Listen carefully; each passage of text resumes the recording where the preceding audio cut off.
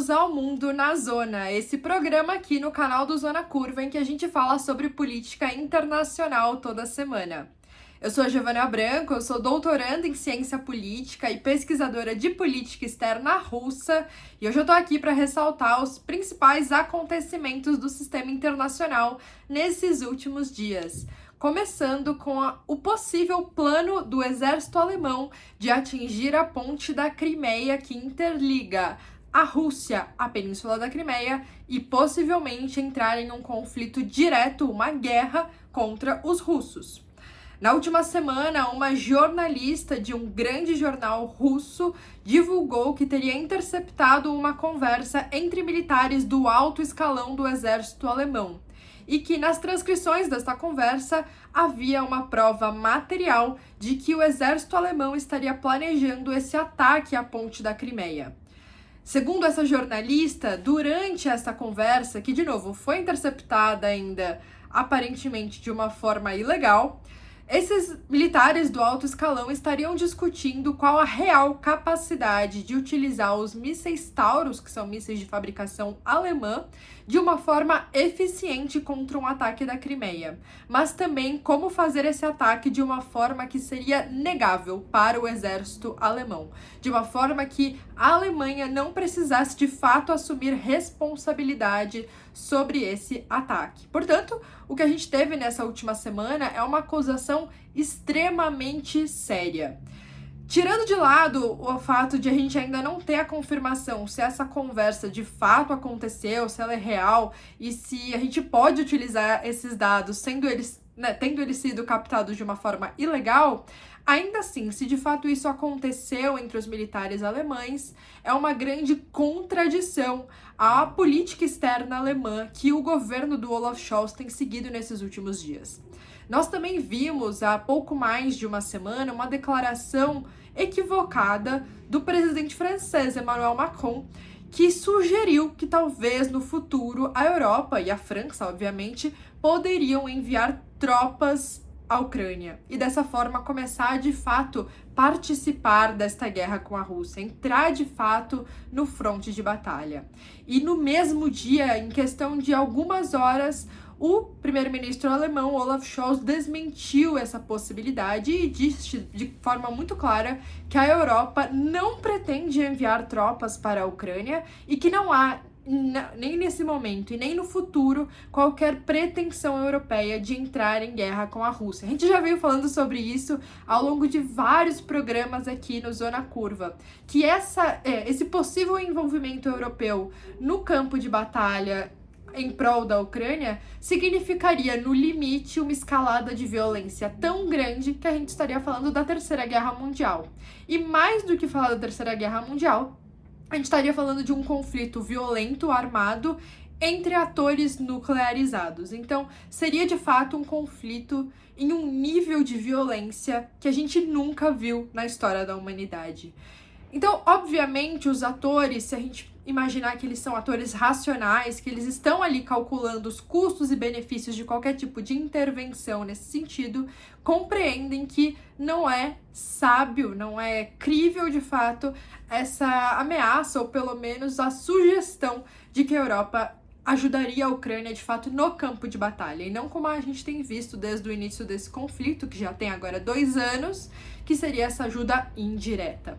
Então, essa conversa dos militares alemães, de fato, vai contra tudo isso e mostra, talvez, que dentro dos países europeus existem, sim, alguns grupos que imaginam esta possibilidade como algo um pouco mais real e também imaginam formas de enfraquecer a Rússia mais rapidamente.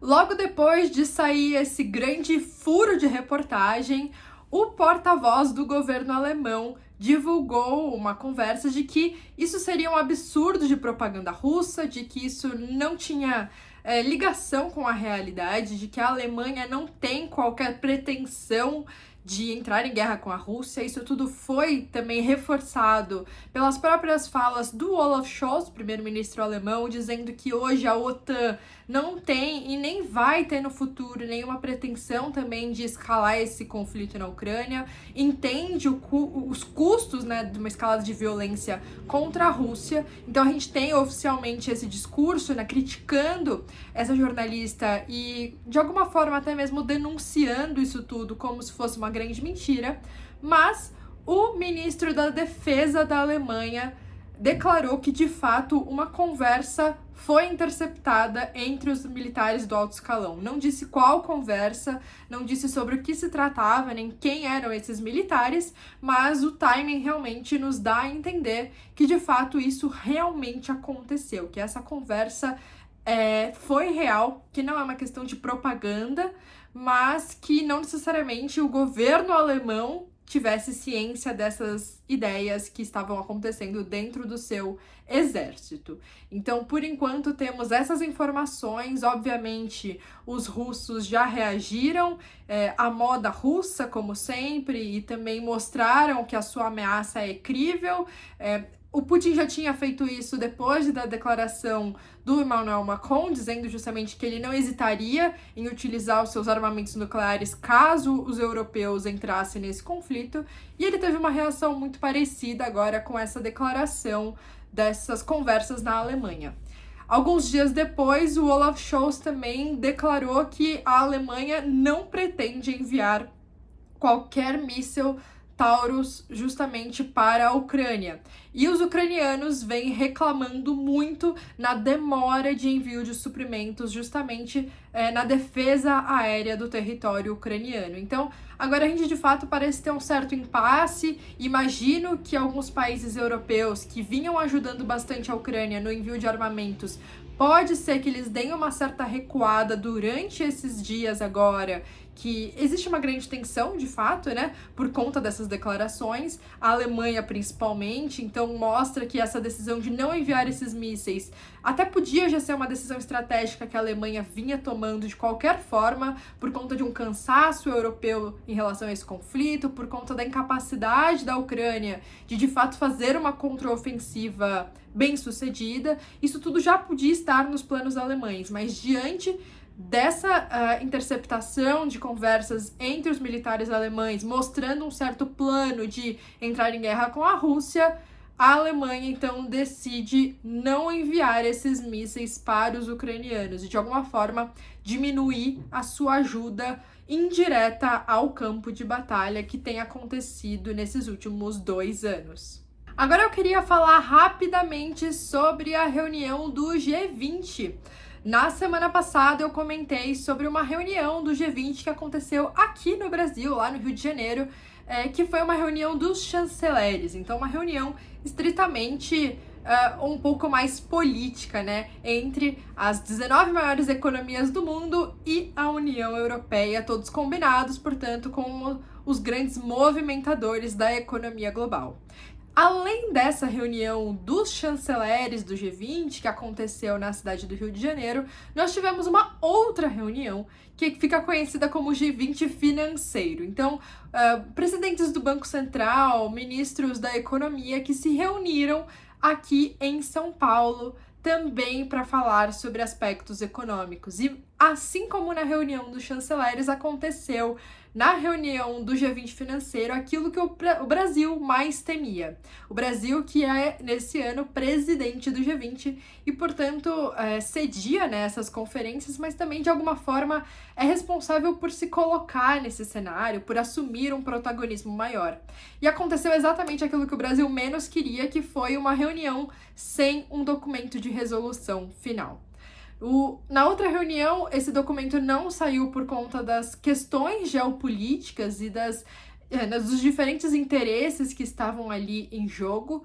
É só hoje colocar representantes da Rússia e dos Estados Unidos na mesma sala que, obviamente, não teremos uma reunião consensual, e isso se refletiu também no G20 financeiro. Então, mesmo com aquelas declarações do Lavrov durante a reunião do G20, de que o G20 deveria ser estritamente econômico, de que questões geopolíticas não cabiam no âmbito do G20, na verdade, mostram o quanto que ele estava equivocado em relação a isso e o quanto a geopolítica é um fator determinante e que influencia diretamente as questões políticas atualmente. Então, nem mesmo o G20 financeiro, encontro entre diretores do Banco Central, ministros da Economia, consegue fugir às discussões de política internacional. E também nesta reunião que aconteceu aqui em São Paulo, não houve consenso entre as partes e, novamente, não tivemos um documento de resolução final. O que para o Brasil é uma grande frustração nesse momento de liderança, porque mostra o quanto que não há consenso. E de alguma forma isso se reflete na liderança do Brasil, que não conseguiu juntar vários interesses divergentes e fazer com que as partes concordassem em alguns pontos. Agora a gente vai para o Oriente Médio falar sobre a situação de Gaza. A gente começou o programa falando sobre a Ucrânia, de alguma forma, e agora a gente vai para o Oriente Médio, que é o local desse outro grande conflito armado que vem acontecendo atualmente. A situação de Gaza, na verdade, só vem piorando ao longo do tempo, se é que isso é possível de alguma forma. Mas nesses últimos dias, os Estados Unidos fizeram uma declaração pedindo pela primeira vez por um cessar-fogo, pedindo diretamente para que o Hamas concordasse com esse cessar-fogo de 6 semanas para que a situação pudesse se acalmar ali naquela região. Lembrando que isso foi feito num discurso da Kamala Harris, em uma conferência que ela estava no Alabama, e ela pediu justamente por esse momento de paz naquela região. Já são mais de 150 dias de conflito nessa região entre Israel e o Hamas. Nós já temos um marco de mais de 30 mil mortos civis, isso que são reportados, com certeza esse número é muito maior, e apenas agora nós temos esse pedido norte-americano por um cessar-fogo. Apenas em comparação, porque às vezes eu imagino que esses números pareçam muito abstratos, em 150 dias de conflito, nós temos 30 mil mortos em Gaza. Em 2 anos de conflito, nós temos registrados 10 mil mortes civis na Ucrânia.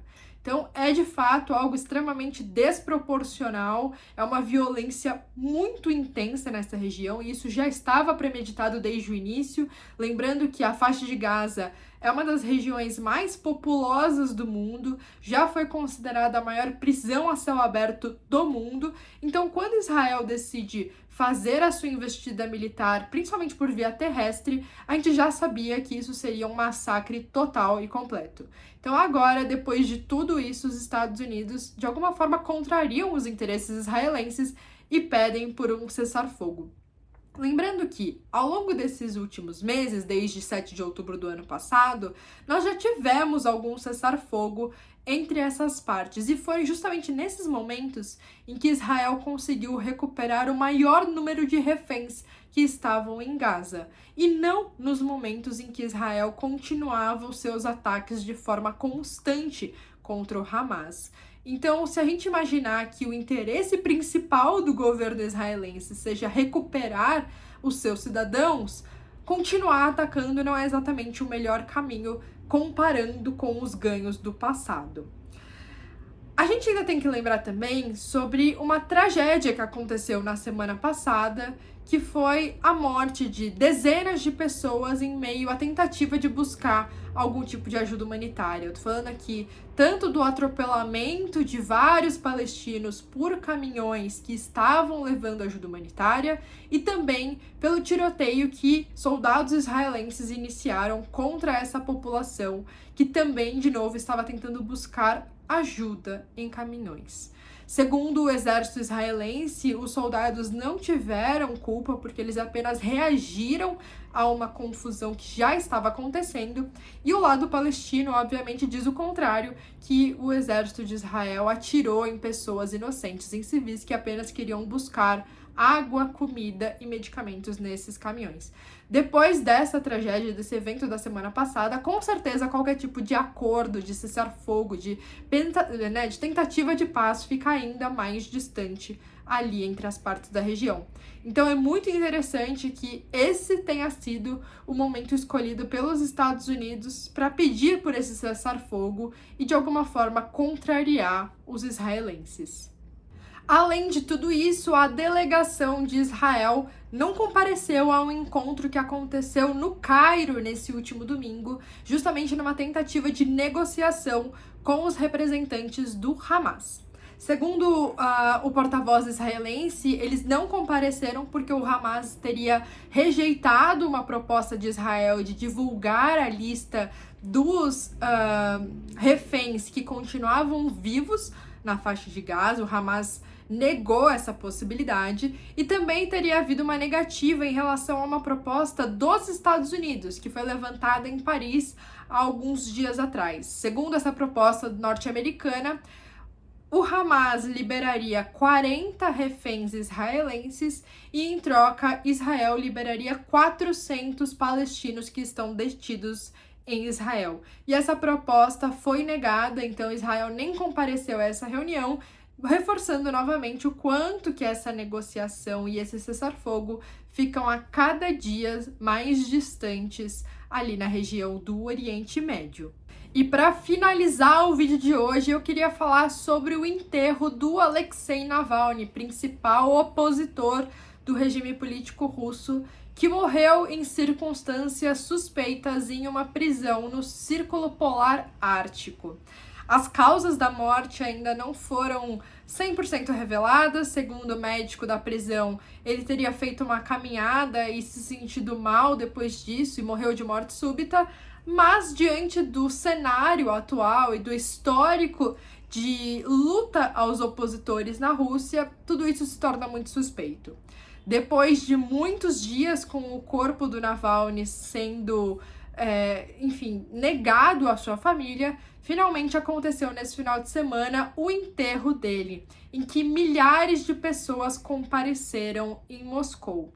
Muitas dessas pessoas foram registradas gritando não à guerra durante o enterro do Navalny, mas foi curioso também que por parte da mídia russa isso foi quase que negado de alguma forma, ou ao menos negligenciado. Não tem se falado muito sobre isso nas mídias russas. Na verdade, nem tinha se falado muito sobre a própria morte do Navalny.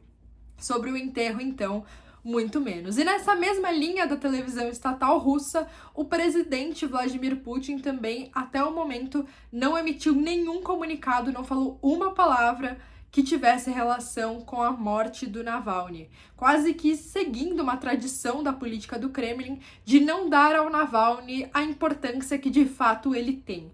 O Kremlin praticamente ignora a existência desses adversários políticos, desses opositores, quase como de uma forma de esvaziá-los de sentido. Então, se o Putin ou a televisão estatal russa não falam sobre esse assunto, é quase como se ele não existisse ou fosse tão mínimo, de tão pouca importância, que o presidente nem se desse ao trabalho de falar a respeito. Então, isso foi o que aconteceu nesse funeral do Navalny, que, de novo, foram milhares de pessoas que compareceram em Moscou. Segundo o Sam Green, que é um professor de política russa da Universidade de King's College, que fica em Londres, parte da abordagem do Kremlin era não dar a ele oxigênio mais do que o absolutamente necessário. E, se possível, não dar oxigênio nenhum. Então, aqui ele fazia uma referência ao Navalny e justamente essa política do Kremlin de ignorância dos seus adversários.